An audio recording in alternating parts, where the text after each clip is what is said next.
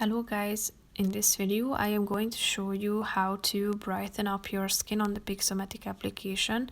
But first I just want to mention, don't forget to subscribe to my channel because at 10,000 subscribers I am going to show you my whole YouTube revenue statistics and growth strategy, how to make money online. So let's jump into it.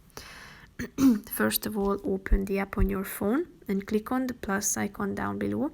Tap on start with image and click on the picture you want to edit.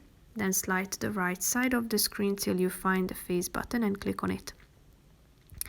Tap on glow, which is the fourth button. Then you should select the size of your brush and the intensity too.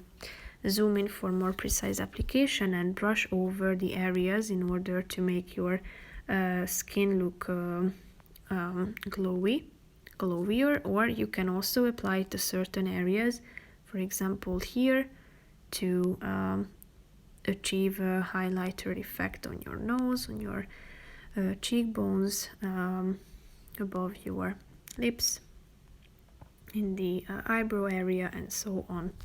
If you are done with it, tap on the check mark icon at the top and save your picture. That's pretty much it for this video, guys. See you in the next one. Bye bye.